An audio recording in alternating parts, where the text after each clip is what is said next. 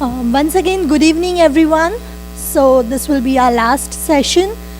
It gives me immense pleasure to introduce our next speaker, Tamara Dill, Director of Emerging Technologies at SAS Institute. The topic is privacy versus security in a big data world. So please give her a big round of applause. Over to you. Thank you. Okay, how many of you have been here since 8:30 this morning? 7 o'clock, okay. It's been a really, really long day, and I am actually shocked that so many of you are here. I mean, I speak at a lot of day events, and I tell you, people scat after lunch. So I think you guys are here because the drinks are right outside, right? Right afterwards? All right, so as you said, I work for SAS Institute. I'm on a thought leadership team. We call ourselves the SAS Best Practices, and the challenge with that name is that people think that I'm going to talk about best practices for SaaS products. I don't talk about SaaS products. In fact, they would fire me if I talked about SaaS products. I'm actually here to talk about best practices that relate to data. And so our whole team is out there. I am the one that has, I think, the best title, and I get the best domains. I get to talk about emerging technology. So I get to talk about big data, Hadoop, open source, Internet of Things, and then of course I like to talk about privacy and security because all those things really, raise the bar on that discussion. So for today, we are going to kick it off, and we all know this guy. Hero, traitor, or schmuck. How many of you guys watched the documentary Citizen4? Okay, I watched it too. It was actually at a privacy conference. They showed it to everybody. I came away from watching that liking Edward Snowden, the person, more, but disliking what he did less. But I still don't know exactly what scarlet letter I want to hang around him, hero, traitor, or schmuck. How many of you think he was a hero? Traitor. Schmuck. Okay, no one's going to go there. Okay. So the one thing that we have to thank him for is the discussion of privacy and security is not anything new. Those of us that have been working with data for a long time, these have always been part of the discussion. What he did is he brought that discussion to the public square.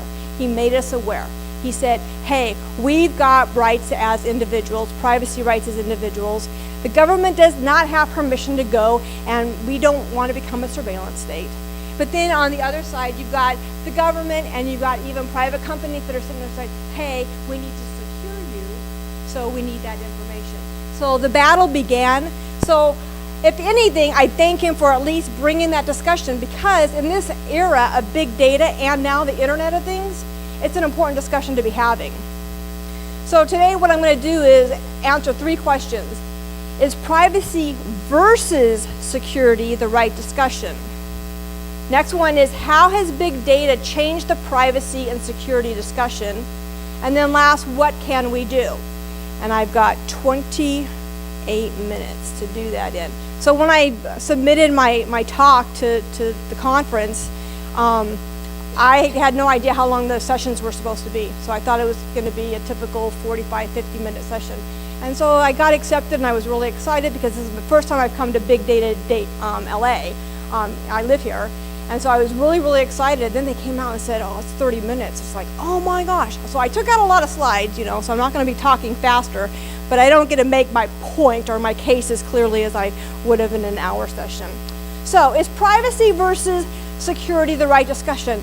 Like I said, people sit there and they talk about privacy and security, privacy or security, privacy versus security. Is it the right discussion? In fact, Brunswick Institute, just in the last day or two, they released a report that basically said that when businesses say privacy, consumers hear security. And so the report basically realized that as consumers, when we hear these words, we kind of just lump them in all together. And I'm kind of in that ballpark because I want to say that privacy and security are 2 sides of the same coin. So let's think about it. Let's think about security, and we're going to just use a home situation. Right now I am remodeling a home. It's in LA. They started remodeling it last summer. They are still not done. Sold the house, had to move out the end of May, and now I'm in a hotel in Ventura, okay? So I started earlier this morning because I had to drive all the way here. But what has been really fun is me sitting there just, I basically am remodeling it from the ground zero. Everything had to be rebuilt. So I'm gonna make it a smart home, and that includes the security. So when you think about security and securing the perimeter, you are basically putting up that boundary so that if anyone comes into that boundary, you get some sort of notification. That's security. So how does privacy compare to that? Privacy is basically the access. Who are you going to allow into that space? So if we think about our systems at work, we put up firewalls on our networks, we put security into our databases, we do all that security, but then there's always those security rules, or actually it's privacy about who gets to see what once they come into that space. Another way to look at it, and this slide right here, I guarantee you is at least a 2-hour discussion, and I'm going to do it in 3 minutes. But when we're looking at any of these discussions, whether it's big data, whether it's Internet of Things, whether it's privacy or security, the one thing I'd like you to take away from this is to remember it from at least 4 perspectives. One is the consumer perspective. We are all consumers. So when you look at these issues, when you look at data or privacy or security, look at it as a consumer. We are also all citizens of a country, some of multiple countries. Then there's the perspective of the private organization, and then we also have the public sector as well. We are all wearing at least 3 hats, 3 of these hats. Some of us are wearing 4 hats. And so that's one of the reasons why this discussion becomes very, very complicated really fast. We have a different set of rules that we want to apply to our individual lives and what we want to do in our homes, and that could be very different than what we are doing at work. And then when we bring in some of our devices and stuff into our personal stuff into the workplace, it gets even more complicated, and then you have to figure out who is responsible for what. But just for some quick examples, I mean, there's always a relationship going on. So like the consumers and private sector, how many of you guys have heard of the Ring doorbell? Have you heard of that? It's like the video doorbell. I'm not getting the Ring one because the Ring one, even though it's been developed by a local guy, they keep on getting hacked, and there's just issues, and it's just like, I'm not trying to bring issues into my home. I'm going to have enough issues as it is. So, but the idea is that it's a video, it has a camera, a 180 camera, and basically somebody comes to your doorbell, rings it. No matter where you are in the world, you will see their picture show up on your phone, okay? And so you could actually let them in and all that. So smart doorbells, very, very good. We have this Apple versus FBI, okay? I mean, the private sector versus the public sector. This is just, I'm just bringing this up because, I mean, if you don't know about this, you are absolutely living under a rock. This is a very important discussion, and I mean, it's kind of, ironic that the FBI went and got in anyway, but it talks about what is the private sector supposed to do. We understood Apple's argument, and we understand encryption, and it's just like every company that are selling devices, they're going to have to figure out how much they're going to build in or not, and to protect them against public sector. Is it Apple's responsibility? Is it our responsibility? Again, it's a complicated discussion. Okay, private email servers. Do I need to say anything there? I know I am smart enough to know not to even go there, but what about this one? Brexit. Okay, please, okay. I was getting this prepared, and I was talking to a colleague, yes, somebody that I thought was like very, very smart, and they said, wow, when you bring Brexit up and everything, you're hitting on all the cylinders. And it's just like, yeah. Guess what the next question was? What's Brexit? It's just like, are you kidding me? So anyway, I mean, even minus Brexit, I mean, you guys are familiar with, Max Schrems, who basically sued Facebook, and as a result, the safe harbor agreement between the European Union and the United States was dissolved last October. Just yesterday, the European Union basically said, hey, you know what, we now have got this thing called the Privacy Shield. It's better. Some people are not as satisfied.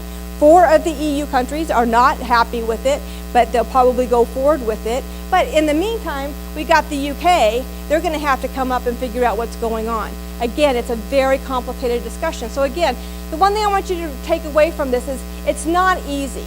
And if someone sits there and tries to act like the privacy and security discussion is easy, it is not. But we are getting bombarded with the discussion, even though the headlines for these don't say privacy versus security, it's the discussion.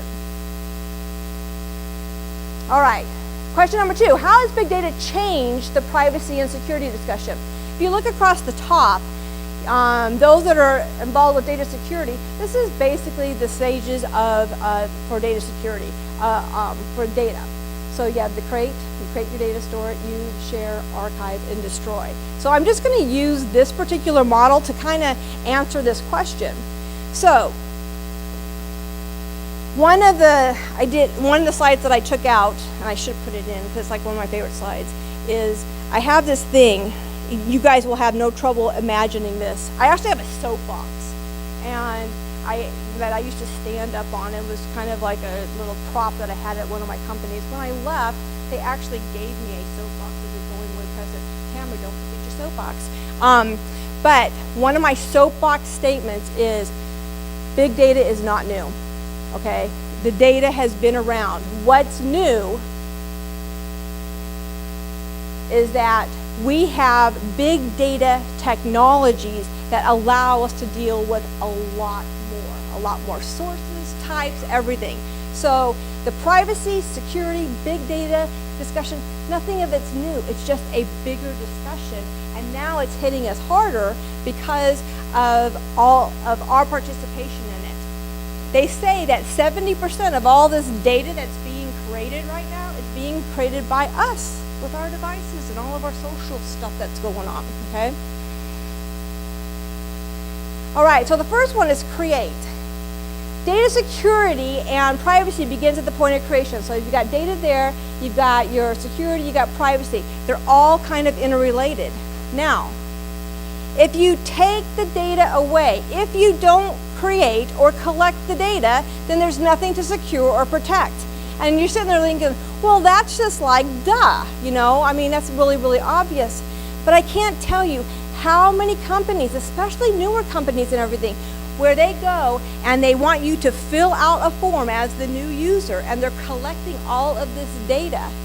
As soon as they collect that piece of data about you, it's their responsibility to take charge of it. So the one thing that companies need to really think about is when they are collecting data, especially about individuals, is make sure that you need every little bit of that information, and there's a way to secure and protect it and maintain it over time. There is so many companies that are not doing that. They don't think about the downstream effect. Okay, storage. What's changed with big data and privacy and security is now people can store data a lot cheaper than they have been in the past, okay? So we all know about Hadoop, and that was like the poster child a few years ago, and now there's a whole lot more out there that's helping us with our storage. But if an organization creates or collects data, it becomes their responsibility, not the individuals, to secure and protect it from corruption, destruction, interception, loss, or unauthorized access. So again, if you don't collect it, you don't have a responsibility to secure it, but once you have it, it's your responsibility to go ahead and secure it. Now this one is kind of interesting.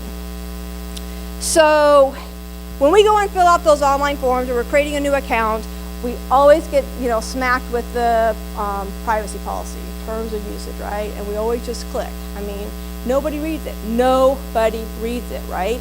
Okay, it's very interesting. They have done study after study. Users, people such as you and I, we don't really care about the creation or the storage of it.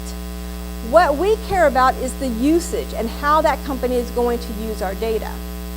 And we want control over that. We want a control that says how public or private that data that we're sharing with them can be shared. You know, the poster child for this discussion, of course, is Facebook, right? I mean, they constantly are changing it. And what makes it even more challenging is at the point at which the user comes onto the system and says, okay, I understand what the rules are and stuff like that. And then the company, like Facebook, will go and change it downstream and everything, and they keep on changing it. Now, the example of Facebook, they have tried to make it a lot easier, and they want you to have more and more control. But the challenge with that is, the next one is we like to share our data. Think about all of our different social channels. If you put it on the internet, it's not a question of if, but when your information may be used in unintended ways. So the same people that want to have the control over their data and stuff are some of the same people, and there might be some of you in this room that like to share a whole heck of a lot. Again, once it is out there and you have shared it, then it is fair game for anybody. I just read an article today. This week, a new app went up from that would work with Twitter. It's called PostGhost. And the whole idea is if you are a verified user, you know, has one of those check marks by your name, and you have over 10,000 followers, what PostGhost does is basically goes and captures all of your tweets. And so that if a said politician or, you know, goes and tries to delete a tweet and everything, it is on the record, right? And so Twitter just came out today and said, that's a violation of our terms of service, you have to take the app down. But the idea here is that people are sharing stuff and then they want to take it away. Let's move to archive and destroy so I can get back to the delete issue. So again, we are allowed to now store lots and lots of data a lot cheaper than we have. And that actually is kind of a good thing. You know, the best example that I think is out there, and there might be others, but the one I like is Amazon. They have been collecting data since day one, and they have not ever deleted any data, and they've been very open about that fact. As a result of them collecting all that data, I guarantee you that they know me and they know my history better than I remember. I don't remember what I bought 13 years ago, but they certainly do, okay? But think about what they've been able to do with all of this archived data. If you remember, way back in the day, when you started buying stuff online, they came up with, you know, recommended products. And if you were paying attention, some of those recommendations were really way off base. It's just like, that's not for me. But if you looked at what you ordered, oh, that thing that you ordered for your husband or for your mother or whatever is on that list. And so people started complaining. This is stupid, Amazon. So what did Amazon do? They gave you the ability to go into your list and basically say, keep this out, you know, don't use this in your recommendation. So they allowed us to train their engine to market right. Now, how does that show up? Anytime you check out every single item, there's a little thing, is this a gift? Boom, you know, you just check it and they won't use it. They started with this information and it became a product recommender. Any decent retail site today, if they don't have a product recommender and everything, they're not that good. Amazon started it. We're gonna fast forward to where Amazon is today. They call it anticipatory shipping. They say that they know you better than you know yourself, and that they can figure out when you are going to buy that next thing. And they are going to ship it to you before you even click on buy. And you're just sitting there. And they are convinced that the cost of getting it wrong is a lot less than the revenue that they're going to generate. Now, in reality, what they're doing is they know what you do. They know if you're going to wait for a sale, or they know what you're doing. So what they're going to do is they're going to ship that item to a distribution center that's really close to you, so that when you click buy, you got that same day shipping, and you'll sit there and say, whoa, I just clicked the buy this morning, and then it's there in the afternoon, right? Whoa, Amazon, okay? The reason they can do that is because they've been collecting all of the data. They've been archiving it. And oh, by the way, they figured out how to do it really, really well. And so they made it another part of their business. I mean, who does not use Amazon, AWS? And they're making a lot of money on that, okay? So, destroy. If and when your data is tagged for destruction, the question is to what extent? You guys that have been working with data, you guys know that there are, that archives are made. So even if you sit there on an account and say, I want to delete my account, really, what gets deleted? Do you think they go all the way back to the archives and everything and grab every single piece of your data and delete it? Some companies may. Most companies don't. Some companies do a better job of deleting than others. So the whole idea is, we have no idea what companies have about us. All I know is that when I delete my account, when I go to that site and try to log in, it says you don't have an account. So if your data is still sitting over there, it's still a candidate for a data breach. And we know that lots of companies are getting breached these days. Okay, so what can we do? Like I said, Snowden was right in the fact that, he got the conversation started. But it's not his to carry on and finish. My proposition, it's yours, mine, and ours. So what can we do? So I've been in the high-tech industry for, over 30 years. And one of my favorite jobs was, for 8 years, I was a product manager for a software company. And that was probably my most favorite job. The one thing that you had to do is, back in the day, and only some of you will understand this, when you went to release a product, the project cycle, the release cycle, was 18 months long. 18 months. We have companies coming and going, faster than 18 months these days, but 18 months. So as a product manager, I had to sit there and I had to make sure that whatever we said we were going to do here, got out here. Well, we all know about scope creep, right? And so, the product manager goes in and starts moving, but at some point, you have to stop because people are going to start smacking you, right? So what happens is, all of this stuff that you didn't know was going to, creep in and everything, something has to give. And back in the day, what went first? Training. What went second? Documentation. And so these products were always getting released to customers who had to kind of figure it out on their own. So what happened? Basically, customer support got all the calls.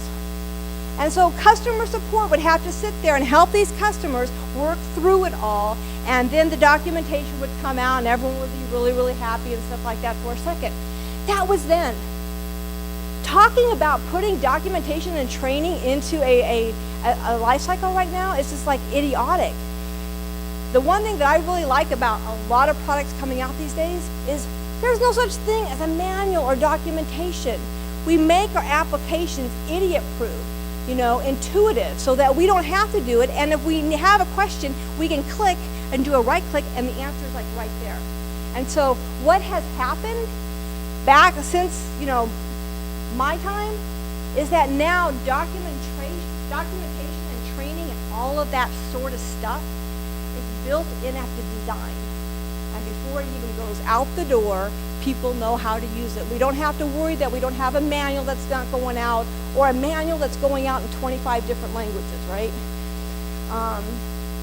Okay, so as makers, this is the same as my second thing. So for privacy and security, here's what I am proposing. We are not here yet.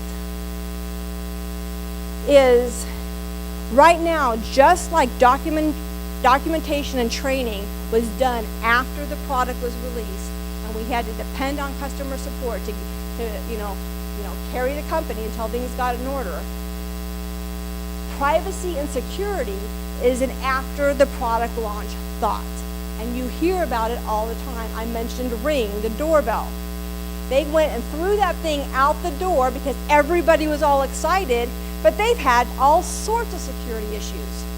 And they go and they fix it, say, I'm sorry, and I fixed it, but you know what? there's going to be people like me that are going to say, you know what, 2 strikes, you're out. There are other companies that are doing the exact same thing. So my proposition is that privacy and security need to be put in at design time before it even goes out. Because right now, consumers have multiple options. If you don't get it right, and the awareness for privacy and security continues to rise, people are not going to trust you as your company. You're not taking care of my data, and they are going to go elsewhere, and it's going to be as easy as a click. And as individuals,